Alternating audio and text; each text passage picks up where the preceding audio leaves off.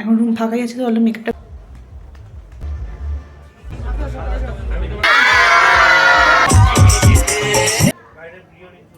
Finally এই যে এদিকে তাকাও দুইজনেই। হ্যালো এভরিওয়ান, তো আজকে আরও একটা নতুন ভ্লগ নিয়ে চলে এসেছি। এটা হচ্ছে আমাদের রিসেপশনের নেক্সট পার্ট। ভাত কাপড়ের অনুষ্ঠান শেষ হয়ে যাওয়ার পর আমি এখানে এটাই বলছিলাম যে এখন মেকআপ করতে বসবো। রিসেপশনের মেকআপটা, বিয়ের দিনও কিন্তু আমি মেকআপটা করেছিলাম নিজের, তো সেটা কিন্তু অলরেডি শেয়ার করে দিয়েছি। তো রিসেপশনের মেকআপ লুকটা যারা এখনও দেখোনি তারা কিন্তু অবশ্যই গিয়ে চেক আউট করে আসতে পারো। মেকআপ কমপ্লিট করে নিয়ে আমি চলে গেছিলাম সুস্মিতা স্টুডিওতে। তো বিয়ের দিনও আমার শাড়ি, ড্যাপিং, হেয়ার স্টাইল সব কিছু ওখানে বুকিং ছিল, আর রিসেপশনও কিন্তু সেম। তো অলমোস্ট সব কিছু কমপ্লিট হতে হতে তখন বাজে রাত্রি 9টা থেকে ওই 9:30টার মধ্যে আমি ফাইনালি স্টুডিও থেকে বেরিয়ে পড়েছি। মানে অনেকটাই লেট হয়ে গেছিলাম সেদিনকেও, মানে বিয়েতেও লেট হয়ে গেছি আর রিসেপশনেও লেট হয়ে গেছি। উঠে পড়েছি গাড়িতে, যে গাড়ি বুকিং ছিল আমাদের বিয়ের দিন, রিসেপশনেও সেই দাদাকেই বুকিং দেওয়া ছিল। আমাদের রিসেপশন পার্টিটা কিন্তু হয়েছিল ওদের বাড়িতেই। তো ওই যে দূর থেকে দেখা যাচ্ছে, দেখো সমস্ত ডিজে লাইট টাইটের আলোগুলো। তো চলো তোমাদের সাথেও শেয়ার করে দিই আমাদের রিসেপশনের ডেকোরেশনটা কেমন হয়েছিল।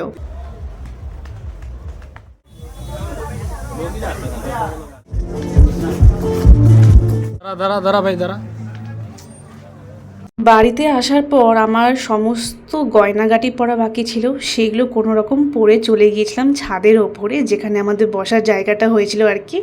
তো এখানে এতটাই ভিড় হয়ে গেছিলো, কারণ এত রাত হয়ে গেছিলো, প্রায় তখন বসতে বসতে 10টাই বেজে গেছিলো। তো এখানে প্রচুর পরিমাণে ভিড়, সবাই গিফট দিচ্ছে, আশীর্বাদ করছে, ফটো তুলছে। আর এখানেও আমরা কিন্তু সুযোগ পেয়ে নিজেরাও একটু সেলফি তুলে নিচ্ছিলাম। আর এগুলো করতে করতে কিন্তু আমার বাড়ির সমস্ত লোকজনও এখন চলে এসছে। একটু পরেই দেখবে কি ভিড়টাই না হয়ে যাবে এই জায়গাটায়। যাই হোক, মা বাবাকেও কিন্তু অনেক দিন পর মনে হচ্ছে দেখতে পেলাম, মানে সেই যে বেরিয়েছি তারপরে এই যে চোখের সামনে দেখছি আজকে। তারপর এখানে তোলা শুরু হলো সবার সাথে ফটো, ফ্যামিলি ফটো। এক এক করে যতটা পারছি এখানে শেয়ার করার চেষ্টা করছি। আমাদের সমস্ত আত্মীয় স্বজন, ওদের বাড়ির, আমাদের বাড়ির আত্মীয় স্বজন, প্রায় মানে অনেক লোকই হয়েছিল সেদিনকে। আর 15 ডিসেম্বর ডেটটা না এমন একটা কমন ডেট, মানে ভাইটাল একটা ডেট ছিল। ওই ডেটে প্রচুর প্রচুর বিয়ে, অন্নপ্রাশনও ছিল। তো মানে যেরকম লোক আমরা ভেবেছিলাম আসবে তার চেয়ে মানে বলতে গেলে কিন্তু একটু কমই হয়েছিল ভিড়টা। মানে আমরা প্রায় অনেক লোককেই নিমন্ত্রণ করেছিলাম, তো সেই আন্দাজে কিন্তু ভিড়টা অনেকটাই কম ছিল।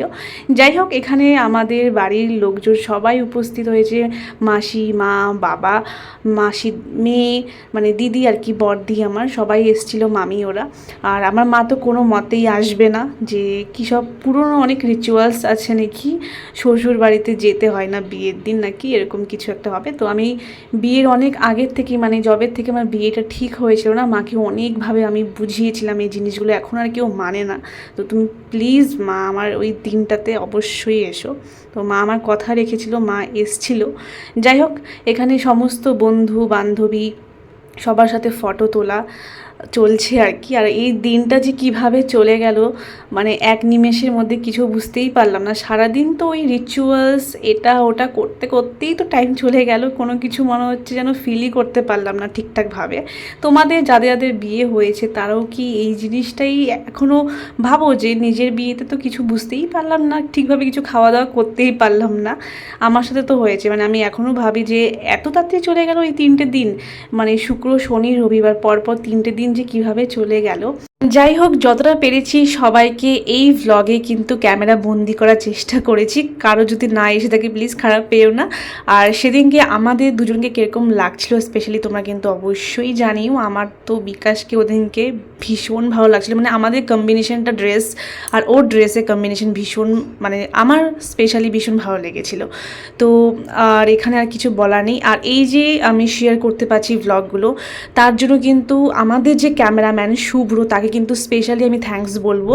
বিকজ এই র ক্লিপসগুলো কিন্তু ওর থেকেই নিয়ে আমি ভ্লগগুলো করেছি, মানে এডিট করতে পারছি। আমিও নিজের ফোন থেকে প্রচুর স্ক্রিন নিয়েছি আর কি ভ্লগের জন্য, বাট ওর যে তোলা যে ব্যাপারগুলো ছিল আর কি, বিয়ের যে জন্য নিয়েছিল, সেগুলো কিন্তু আমাকে দিয়েছিল যাতে আমি ভ্লগটা করতে পারি। তো স্পেশালি থ্যাঙ্কস তাকেও জানাচ্ছি শুভ্র তোমাকে। ওদের টিমের সাথে কাজ করে কিন্তু ভীষণ মজা পাবে।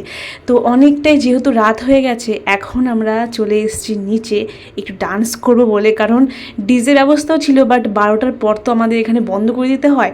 তো অলমোস্ট তখন 11টার ওপরেই বাজে, তো বন্ধ হয়ে যাওয়ার আগে একটু ডান্স তো করে আসতে হবে বলো। তো তার জন্য চলে গিয়েছিলাম সবাই মিলে ডিজের সামনে।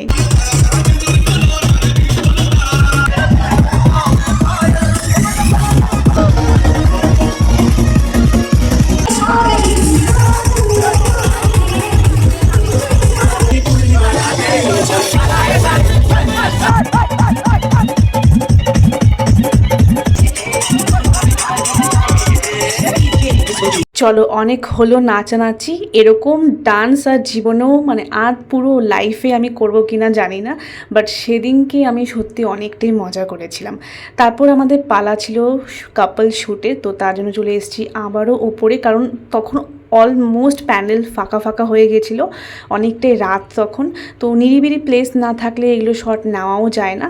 তো এখানে এখন চলে এসেছি, আমাদের বেশ কিছু কাপল শট হবে, দেন তারপরে আমাদের সিঙ্গেল শটও হয়েছিল। তো আমরা না মানে পাচ্ছিলাম না, বিশেষ করে আমি তো আর পাচ্ছিলামই না, আমার শরীর দিচ্ছিল না, বাট তাও আমরা কিন্তু মানে একে অপরের সাহায্য করে যাচ্ছিলাম যাতে ক্যামেরাম্যানদেরও প্রবলেম না হয়, আমাদের যাতে কাজটাও ভালো আসে, কাজ যাতে করে যাতে বলি হ্যাঁ ঠিক আছে একদম যেটা ভেবেছিলাম সেটাই হয়েছে। তো তার জন্য কোনো রকম ডিস্টার্ব করিনি। তো এখানে দেখতেই পাচ্ছ অনেক রকমের কিন্তু অনেক রকম শট দিতে হয়, আর এক একটা শট কিন্তু একটা টেকে হয় না, বারবার টেক নেওয়ার পর একটা ফাইনাল শট আসে, তোমরা অনেকেই জানো। আর যাই হোক, অনেকটা রাত হয়ে গেছিলো, এগুলো বিয়ে বাড়িতে এরকম হয়। আর এখন পেয়ে গেছিলো খুব জোর খিদে, তো চলে এসেছিলাম নিচে খাওয়া দাওয়া করার জন্য। কয়টা বাজে? হ্যাঁ, সো একটা ব্লগ শট নিয়ে নিবে। ও সো ফাইনালি এই যে পৌনে দুটো হ্যাঁ, তো খুব মানে বোঝা যাচ্ছে না। এত এনার্জি যে এখনো ফটোশুট ভিডিওগ্রাফি এভরিথিং চলছে। আর পুরো প্যান্ডেল ফাঁকা হয়ে গেল, পাবলিক প্যান্ডেল খেয়ে যে ফাঁকা যার বাড়ি হয়েছে চলে গেছে। একদম, সবার লাস্টে আমরা খাচ্ছি। আর এই যে আমাদের ক্যামেরাম্যানের গ্রুপরা খাচ্ছে, ওয়েডিং আর্ট, এই যে শুভ। ধন্যবাদ যে আমরা যেভাবে চেয়েছি সেইভাবে করেছে, ওরা অনেক খাটাখাটনি করেছে, তার জন্য থ্যাংক ইউ।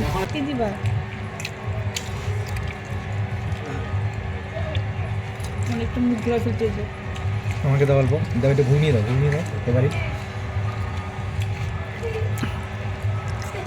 তো শুনতেই পেলে সেই আমরা কত রাত্রিতে সেদিনকে খেতে বসেছিলাম, প্রায় 1:45। খাওয়া দাওয়া করে রুমে আস্তে আস্তে 3টের ওপরে হয়ে গেছিলো। তারপর স্টার্ট হয়ে গেছিলো এখানে বেশ কিছু মজার মজার রিচুয়ালস।